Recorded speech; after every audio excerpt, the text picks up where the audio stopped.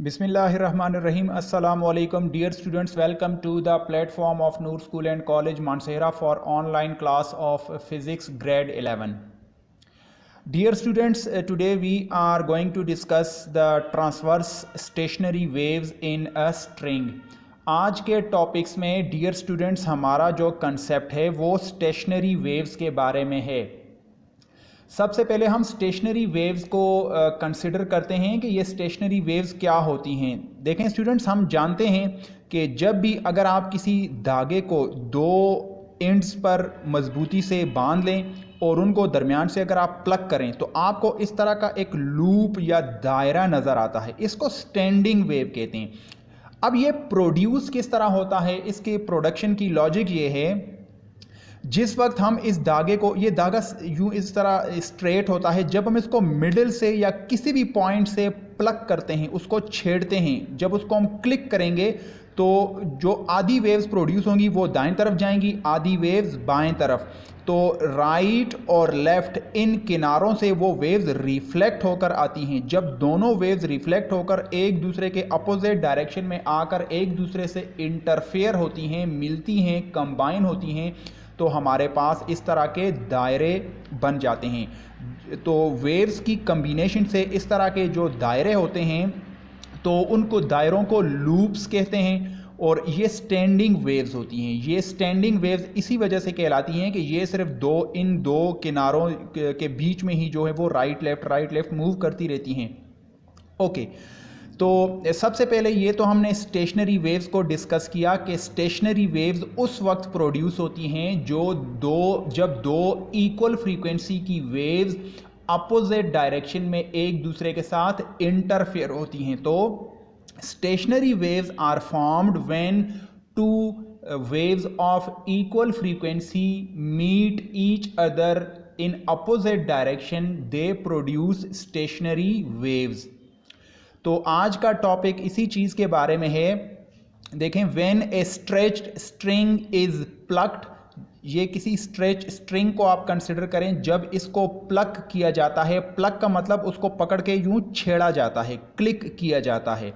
When a stretched string is plucked, stationary waves are produced. These stationary waves have loops, nodes, antinodes. अब dear students, मैं आपको ये कुछ points बता देता हूं कि जब भी किसी स्ट्रेच स्ट्रिंग को आप अगर प्लग करें, उसमें एक, दो या तीन लूप्स, जितने भी लूप्स बने, उनमें कुछ टर्मिनोलॉजी होती है। वो पॉइंट्स जहां पर एम्पलीट्यूड ज़ीरो होता है, इसको नोड्स कहते हैं, एन से रिप्रेजेंट किया जाता है। तो एक लूप में दो नोड्स होते हैं, एक यहाँ पर, एक यहाँ पर, और वो पॉइंट जहां पर सेंट्रल लाइन से एम्पलीट्यूड मैक्सिमम होता है उसे एंटी नोड कहते हैं। तो ये पॉइंट एंटी नोड है और ये पॉइंट भी एंटी नोड है। एक लूप में दो नोड्स और दो एंटी नोड्स होती हैं और इस स्ट्रिंग की जो टोटल लंबाई है उसे मैं L कहता हूं। L is the length of the string. Dear students, आप इसको इमेजिन कर सकते हैं जैसे ये गिटार की कोई तार है। गिटार की जब स्ट्रिंग होती है तो वो म्यूजिशियन उसको मुख्तलिफ जगहों से प्लग करता है तो मुख्तलिफ साउंड प्रोड्यूस होती है। मुख्तलिफ साउंड इसीलिए प्रोड्यूस होती है कि वो जो म्यूजिशियन है वो किस जगह से उस धागे को क्लिक करता है। हो सकता है वो मिडिल से क्लिक करे या 1/4 से क्लिक करे या 1/6 से क्लिक करे। तो मुख्तलिफ जगहों पर वो क्लिक करेगा तो मुख्तलिफ नंबर ऑफ लूप्स प्रोड्यूस होंगी और ये हम आगे डिस्कस करेंगे। Okay, now speed of waves on stretched string. किसी भी स्ट्रेच स्ट्रिंग को आप जहां से भी प्लग करें उसके ऊपर स्टैंडिंग वेव्स प्रोड्यूस होती हैं तो उनकी वेलोसिटी होती है। वेलोसिटी का फॉर्मूला ये है, वेलोसिटी और speed of waves on stretch string, it is equal to V is equal to T divided by capital M, where T is the tension और ये एक फोर्स होती है, इसलिए इसको न्यूटन में मेजर किया जाता है। Capital M is the mass पर यूनिट लेंथ। यानी जो धागा होता है उसका वो टोटल उसकी लंबाई कितनी है, वो 1 मीटर है, 2 मीटर है, आधा मीटर है, ये टोटल उसकी लंबाई है। और उस पूरी तार का वज़न कितना है। अगर आप पूरे धागे का, स्ट्रिंग का वज़न यानी मैस निकालें और उसके मैस को उसकी लेंथ के साथ डिवाइड कर दें तो ये आपके पास आ जाएगा मैस पर यूनिट लेंथ। तो this m is mass per unit length और इसका unit kilogram per metre. Kilogram जो है वो धागे का मैस और मीटर उसकी टोटल लंबाई। क्लियर। तो this is the formula for the speed of waves on stretched string. Dear students, अगर आप इसको देखें, हमने प्रीवियस एक लेक्चर में वेलोसिटी ऑफ साउंड पढ़ा था। उसका फार्मूला कुछ इस तरह था, elasticity divided by density square root. ये जो आपके पास फार्मूला था, ये फार्मूला साउंड वेव के लिए है, ठीक है। जबकि ये वाला फार्मूला जो है वो स्ट्रिंग वेव के लिए है कि रस्सी के अंदर जो वेव्स प्रोड्यूस होती हैं उनकी स्पीड इस फार्मूले से निकाली जाती है। तो स्टूडेंट्स आमतौर पर एक गलती करते हैं कि साउंड के लिए वो ये वाला फार्मूला लगाने की कोशिश करते हैं, जबकि स्ट्रिंग के लिए वो इस फार्मूले के पीछे आ जाते हैं। ऐसा नहीं है। This formula is for sound waves और this formula is for string waves. रस्सी के ऊपर जो वेव्स बनती हैं ये उसका फार्मूला है। ओके, अब देखें, since capital M is small m divided by small l, ये जो m है ये टोटल मैस है और l टोटल लेंथ है। वी कैन राइट, इस फार्मूले को यूं भी लिखा जा सकता है, v is equal to T, ये तो एज इट इज आएगा, जबकि कैपिटल M को आप small m divided by l लिखें। अब डिवाइड के नीचे डिवाइड हो तो l ऊपर जा सकता है। This is t multiplied by l divided by m whole under root. तो ये फार्मूला इस तरह भी लिखा जा सकता है। This is the formula of speed of wave on stretched string. तो स्टूडेंट्स इस बात को याद रखें, ये साउंड वाला, ये वाला फार्मूला इस्तेमाल होगा साउंड की स्पीड के लिए, जबकि रस्सी के अंदर जो वेव्स प्रोड्यूस होती हैं उसके लिए ये फार्मूला इस्तेमाल किया जाता है। ओके, अब इसकी हम कुछ कैरेक्टरिस्टिक्स, कुछ प्रॉपर्टीज डिस्कस कर लेते हैं, कुछ इंपॉर्टेंट पॉइंट्स देखें। जब भी हमारे पास स्टैंडिंग वेव्स या स्टेशनरी वेव्स प्रोड्यूस होती हैं उनमें कुछ टर्मिनोलॉजीज होती हैं। उसको कहा जाता है फर्स्ट हार्मोनिक, इसके बाद पढ़ेंगे सेकंड हार्मोनिक, फिर third harmonic, fourth, fifth, sixth, कोई भी हार्मोनिक। हार्मोनिक फ्रीक्वेंसी को कहते हैं। Harmonic means frequency. First harmonic को फंडामेंटल फ्रीक्वेंसी या बुनियादी फ्रीक्वेंसी भी कहा जाता है। अब देखें, आप ये कंसिडर करें, मैं आपको बताऊं कि फर्स्ट हार्मोनिक असल में वो फ्रीक्वेंसी होती है जिस पर कितने लूप्स बनते हैं, 1। तो आप डिफाइन कर सकते हैं, first harmonic is the fundamental frequency at which 1 loop is formed. जब एक दायरा बनता है तो उस फ्रीक्वेंसी को फर्स्ट हार्मोनिक कहते हैं। फर्स्ट हार्मोनिक में फर्स्ट से ज़रा याद रखें कि पहला एक दायरा बन जाता है। तो सेकंड हार्मोनिक वो फ्रीक्वेंसी होगी जिस पर कितने लूप्स बनेंगे, फिर 2 लूप्स। थर्ड हार्मोनिक पे 3 दायरे बनेंगे, लूप्स बनेंगे। 10 हार्मोनिक पे 10 छोटे छोटे छोटे छोटे दायरे बनते जाएंगे, लेकिन वो आगे हम डिस्कस करेंगे। तो first harmonic is the fundamental frequency at which single loop is formed. एक लूप बन जाता है। कंसिडर ए टाइट स्ट्रिंग, आप एक रस्सी को कंसिडर करें जो टाइटली 2 किनारों पर बांधी हुई है। When it is plucked eight middle, जब इसको दरमियान से प्लक किया जाए, 1 लूप इज फॉर्म्ड। तो एक लूप बन जाता है, एक दायरा बन जाता है। नोड्स आर 2, इसमें देखें 2 नोड्स हैं, एक इस किनारे पर एक इस किनारे पर, और 2 एंटी नोड हैं। Nodes are 2, antinodes are 2, इसमें 2 नोड और 2 एंटी नोड हैं। The total length of string is L। फर्ज करें वो जो धागा है उसकी टोटल लंबाई L है, length L। From the figure, अगर आप इस फिगर को देखें, lambda 1/2 is equal to L। ये मैंने क्यों लिखा, ये इसलिए लिखा, देखें ये जो आपके पास एक लूप बनता है तो आप ऊपर वाले इस पोर्शन को कहते हैं क्रस्ट। ये ऊपर क्रस्ट है और इससे आगे इस साइड पर कहीं ट्रफ बनेगा। तो हम जानते हैं कि स्टार्टिंग पॉइंट से लेकर वो डिस्टेंस जिसमें एक क्रस्ट और एक ट्रफ आए उस लेंथ को लैम्डा कहते हैं। जबकि ये पूरा इसमें एक क्रस्ट और आगे ट्रफ तो नहीं है, ये तो सिर्फ एक क्रस्ट है। समझ आ रही है? क्योंकि इसमें इन दो किनारों के इन दो पॉइंट्स के बीच में सिर्फ एक ये क्रस्ट बन रहा है। तो इसका मतलब यहाँ से लेकर यहाँ तक जो लेंथ है L, वो वेवलेंथ की टर्म्स में कितनी वेवलेंथ के इक्वल होगी? Half wavelength. क्लियर? चले मैं इसको यहाँ पे ज़रा बना देता हूँ। देखें, हम जानते हैं कि ये वेव है और इस वेव में एक क्रस्ट और एक ट्रफ है। यहाँ से लेकर यहाँ तक ये जो डिस्टेंस है इसको कहते हैं लैम्डा। यानी वेवलेंथ वो डिस्टेंस है जिसमें एक क्रस्ट और एक ट्रफ दोनों आते हैं। लेकिन अगर मैं हाफ आधे की बात करूं तो मुझे आप बता सकते हैं ये वाला लेंथ कितना होगा? जाहिर है अगर टोटल लेंथ लैम्डा है तो फिर ये हो जाएगा लैम्डा बाय 2, आधा लैम्डा। अब इसी तरीके से यहाँ पे देखें, जब एक लूप बन रहा है उसमें सिर्फ एक ऊपर वाले क्रस्ट को आप देखें, ऊपर वाला सिर्फ एक क्रस्ट है, तो ये वाला डिस्टेंस लैम्डा बाई 2 है। अगर यहाँ पे दो आगे हम देखेंगे, जब दो लूप्स बनेंगे तो फिर ये L जो है वो पूरे लैम्डा के इक्वल आएगा, क्योंकि उसमें एक क्रस्ट बनेगा फिर आगे एक ट्रफ भी बनेगा दो लूप्स में। तो फ्रॉम द फिगर लैम्डा 1/2, यहाँ पे मैंने छोटा सा 1 इसलिए लिखा हुआ है कि हम फर्स्ट हार्मोनिक की बात कर रहे हैं। सेकंड के लिए फिर 2 लिखेंगे, थर्ड के लिए फिर 3 लिखेंगे। From figure lambda 1/2 is equal to L। देखें ये जो लंबाई है, इन दोनों किनारों के बीच में जो लंबाई है L, वो कितने लैम्डा के इक्वल है? Lambda by 2। समझ आ रही है? एक लूप लैम्डा बाई 2 के इक्वल होता है, तो length is equal to lambda by 2, यानी lambda by 2 is equal to L। आप इसे लैम्डा 1 की वैल्यू निकालें, lambda 1 will be equal to 2 cross में मल्टीप्लाई हो जाएगा L के साथ। Where lambda 1 is the wave length of wave when single loop is formed. तो लैम्डा 1 वो फर्स्ट हार्मोनिक वाली वेव लेंथ है जिस पर सिंगल लूप प्रोड्यूस होती है।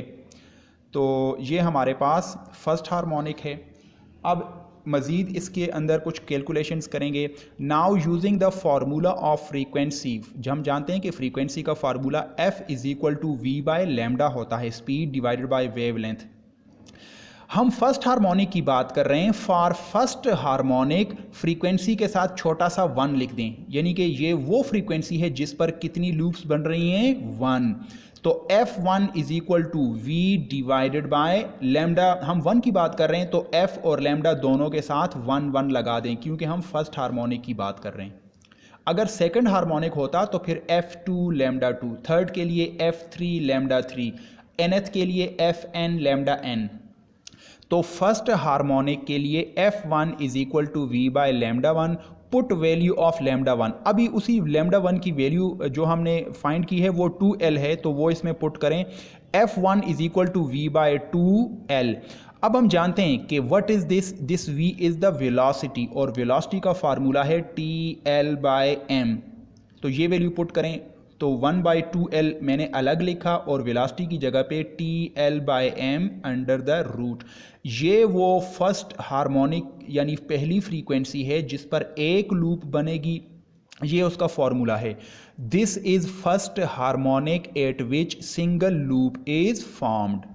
इसी तरीके से सेकंड हार्मोनिक। अब सेकंड आप देखें, सेकंड से आप सेकंड को समझते हुए आपको फर्स्ट की समझ भी आ जाएगी। Second harmonic, the frequency at which 2 loops are formed. 2 loops या 2 दायरे बनते हैं, वो फ्रीक्वेंसी जिस पर 2 दायरे बनते हैं उसे सेकंड हार्मोनिक कहते हैं। फर्स्ट हार्मोनिक में एक ही दायरा आपको नजर आ रहा था, सेकंड हार्मोनिक में 2 लूप्स बनते हैं, तो इसको सेकंड हार्मोनिक कहते हैं। अब देखें ये सेकंड हार्मोनिक या 2 लूप्स किस वक्त बनते हैं? Consider again the same string. आप उसी धागे को, उसी स्ट्रिंग को दोबारा कंसिडर करें जो इन 2 एंड्स के बीच में बांधी हुई थी। पहले केस में हमने उसको दरमियान से प्लग किया था, अब दरमियान से प्लग नहीं करना, 1/4 से करना है, 1/4 से, 1/4 से क्लिक करें। Now plug at quarter length 2 loops are formed. जब उसको क्वार्टर से प्लग किया जाएगा तो अब एक लूप नहीं बनेगा बल्कि दो लूप्स बन जाती हैं।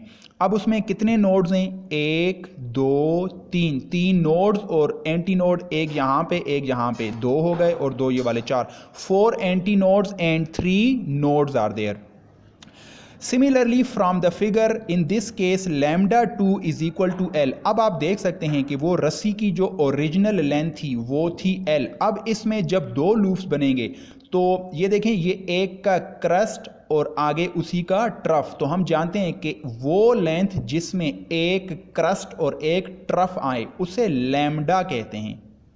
ठीक है, तो इस केस में ये जो पूरी लेंथ है ये असल में लैम्डा के इक्वल है। तो याद रखें, दो लूप्स में जो लेंथ होती है धागे की वो लैम्डा के इक्वल होती है। पिछले केस में हमने आधा इसलिए कहा था क्योंकि हम इसको यूं आधा आधी वेव कंसिडर कर रहे थे, यहां से यहां तक, फिर लैम्डा बाई 2 हमने कंसिडर किया। तो जब दो लूप्स बन रही हैं तो लैम्डा पूरा आएगा, उसमें एक का क्रस्ट और उसी का फिर आगे ट्रफ, और इसी लेंथ को तो हम लैम्डा कहते हैं। तो lambda is equal to L. From the figure lambda 2 is equal to L, तो लैम्डा के साथ मैंने 2 इसलिए लिखा कि हम सेकंड हार्मोनिक की बात कर रहे हैं। Now frequency of second harmonic is, अब फ्रीक्वेंसी की अगर बात की जाए तो F2 is equal to V by lambda 2। देखें F और लैम्डा दोनों के साथ 2 लगा दिया है क्योंकि हम सेकंड हार्मोनिक की बात कर रहे हैं।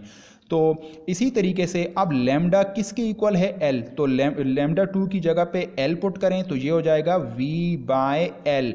और अब देखें, यहां पर मैं छोटी सी एक ट्रिक खेल रहा हूं कि अगर मैं मल्टीप्लाई और डिवाइड कर दूं V बाय L को 2 से, ये देखें 2 से मल्टीप्लाई भी हो रहा है 2 से डिवाइड, वैसे इसके ऊपर कोई फर्क नहीं पड़ेगा क्योंकि जिससे मल्टीप्लाई कर रहे हैं उसी से डिवाइड, लेकिन ये मैंने इसको सेम क्वांटिटी यानी 2 से मल्टीप्लाई डिवाइड करने का मेरा एक मकसद है, मैं पहले वाला फार्मूला बनाना चाहता हूं। वो किस तरीके से? तो F2 जो है वो V बाय L है, लेकिन मैंने इसको 2 से मल्टीप्लाई भी किया और 2 से डिवाइड भी किया। अब देखें मैं क्या करूंगा, पुट वैल्यू ऑफ V, तो V की जब वैल्यू इसमें दोबारा पुट करेंगे, V किसके इक्वल है? TL bye M। ठीक है, वेलोसिटी, ये जो पीछे हमने वेलोसिटी पढ़ी TL बाय M, उसकी वैल्यू यहाँ पे हम पुट करेंगे। तो ये जो ऊपर वाला 2 है इसको मैं ब्रैकेट के बाहर लिखता हूँ ये वाला, और नीचे वाला जो 2 है इसको मैं 1 बाय 2L लिखूंगा। देखें अगर आप इसको मल्टीप्लाई करें, 2 बाहर है, एक 2 अंदर डिनोमिनेटर में, क्या ये दोनों कैंसिल नहीं हो रहे? हो रहे हैं ना। तो सिर्फ ये फार्मूला बनाने के लिए मैंने 2 के साथ मल्टीप्लाई भी किया और डिवाइड भी किया, और V की वैल्यू TL बाय M। अब जरा इस फार्मूले को देख के बताएं, ये जो सर्कल में आपको फॉर्मूला नजर आ रहा है 1/2L TL bye M square root, क्या ये F1 नहीं था? F1 था। तो 2 बाहर लिखें, ये पूरी जो क्वांटिटी है ये F1 है, तो इसका मतलब second harmonic is equal to 2F1। तो सेकंड हार्मोनिक की फ्रीक्वेंसी फर्स्ट हार्मोनिक का डबल है। Clear? Okay, now on a very quick note, अब देखें, we can write F2 is equal to 2F1। It means when frequency is doubled 2 loops are formed. उसके बाद third harmonic, तो third harmonic में भी dear students देखें 3 loops बन रहे हैं, लूप 1, लूप 2, लूप नंबर 3। इसमें नंबर ऑफ नोड्स 1 2 3 4, 4 इसमें नोड्स हैं और 1 2 3 ऊपर एंटी नोड हैं और 3 नीचे एंटी नोड हैं, तो 6 एंटी नोड और 4 नोड बनेंगे और 3 लूप्स फॉर्म होंगी। वो फ्रीक्वेंसी जिस पर 3 लूप्स बने उसे थर्ड हार्मोनिक कहते हैं, और ये उस वक्त बनता है जब आप इस रस्सी को मिडल से नहीं, क्वार्टर से नहीं, बल्कि 1/6 से आप इसको कैंसिल आउट कर, वो सॉरी ये प्लग करें, 1/6 तकरीबन ये वाला हिस्सा आएगा ये इस पॉइंट पे। ठीक है, जब इस पॉइंट पे हम इसको प्लग करेंगे तो 3 लूप्स बन जाएंगी। 3 loops are formed, 4 nodes are formed, 6 anti nodes are formed from figure। अब इस फिगर में देखें, ये जो रस्सी की टोटल लेंथ है इसमें कितने लैम्डा आएंगे? यहाँ से यहाँ तक ये तो पूरा एक लैम्डा है, देखें क्रस्ट ट्रफ एक पूरा लैम्डा और आगे आधा लैम्डा है, एक लैम्डा पूरा और आगे एक आधा, मतलब यहाँ से लेकर यहाँ तक, ये देखें यहाँ से यहाँ तक एक लैम्डा है और आगे सिंगल लूप के लिए आधा लैम्डा है, तो लेंथ जो है वो लैम्डा प्लस लैम्डा बाई 2 हो जाएगा। नाउ लैम्डा 3 इसलिए लगाया जाता है कि हम थर्ड हार्मोनिक की बात कर रहे हैं। तो देखें from the figure, lambda 3 plus lambda 3 by 2 यानी थर्ड वेवलेंथ, थर्ड हार्मोनिक की बात है। Lambda plus lambda by 2 is equal to L. आप इसका एलसीएम ले लें, 2 ये हो जाएगा 2 लैम्डा 1 प्लस ये हो जाएगा lambda is equal to L. 2 lambda plus lambda 3 lambda by 2 is equal to L. Rearrange for lambda, lambda 3 will be equal to 2 is cross multiplied and 3 is divided here. Lambda is equal to 2L by 3 using formula of frequency F3 is equal to V by lambda 3. ये 3 इसलिए लगाया है कि we are talking about third harmonic. Putting the value of lambda, V, F3 is equal to V over 2L by 3. Lambda 3 की value 2L by 3 है, this is 2L by 3। Divide के नीचे divide हो तो 3 ऊपर जाएगा, ये 3V बाई 2L हो जाएगा। पुट वैल्यू ऑफ V, जब V की वैल्यू पुट करेंगे वो TL बाई M है, तो हमारे पास ये फॉर्म बन जाएगी। 3 इंटू 3 को आप बाहर लिखें, 2L को 1 ओवर 2L के फॉर्म में लिखें और V की जगह पर TL। व्हाट इज़ दिस, ये देखें ये F1 नहीं है, this is F1, 1 over 2L TL by M square root, this is F1. तो F3 is equal to 3F1. It means when frequency is tripled 3 loops are formed, और इस frequency को third harmonic कहते हैं। अच्छा dear students, ये कुछ general formula, इसको हम जनरलाइज कर सकते हैं। इस फार्मूले को देखें, फर्स्ट हार्मोनिक हमने पढ़ा था F1 is equal to 1 over 2L TL by M under root. उसके बाद हमने सेकंड हार्मोनिक पढ़ा F2 इज इक्वल टू, वो F1 के डबल था, और थर्ड हार्मोनिक F1 के ट्रिपल है। तो जो हम फ्रीक्वेंसी जो जिस हार्मोनिक की वैल्यू फाइंड करेंगे उसके नंबर को हम ओरिजिनल फ्रीक्वेंसी से मल्टीप्लाई ही करते जाएंगे। Similarly for nth harmonic, n कुछ भी हो सकता है, 100 हो सकता है, 10 हो सकता है, 50 हो सकता है। तो nth हार्मोनिक के लिए n हम यहाँ पे फर्स्ट फ्रीक्वेंसी के साथ मल्टीप्लाई करेंगे, ठीक है। तो ये जो है वो मल्टीपल है। अब ज़रा जल्दी से एग्जाम्पल देख लें आप, जो है वो इसकी समझ आ जाएगी। Example, if frequency of fifth harmonic is 100 hertz. फ़र्ज़ करें कोई स्टैंडिंग या स्टेशनरी वेव है, उसकी फ्रीक्वेंसी फिफ्थ हार्मोनिक की दी गई है। फिफ्थ हार्मोनिक से आप समझ जाएं कि उसमें कितने लूप्स बनेंगे, 5 लूप्स बनेंगे। तो फिफ्थ हार्मोनिक की फ्रीक्वेंसी 100 हर्ट्ज़ है, तो बताएं उसकी फर्स्ट हार्मोनिक कितनी है और 10th हार्मोनिक फ्रीक्वेंसी कितनी है। गिवन दैट पांचवीं हार्मोनिक की फ्रीक्वेंसी 100 है, तो इसका मतलब ये है F5 जो है उसको इस फॉर्म में लिखा जा सकता है 5 से, यानी देखें हम नंबर से मल्टीप्लाई करते हैं, जो हार्मोनिक फ्रीक्वेंसी होती है उसी नंबर से मल्टीप्लाई किया जाता है। तो 100 को 520 लिखें, इसका मतलब 20 हर्ट्ज़ जो है वो फर्स्ट हार्मोनिक है। अगर फर्स्ट हार्मोनिक 20 है तो आप कोई सी भी फ्रीक्वेंसी निकाल सकते हैं। F10 के लिए इसी 20 को आप 10 से मल्टीप्लाई करें तो 200 will be the frequency of 10th harmonic. Dear students, please make this as your homework and write it on your assignment paper. Thank you very much.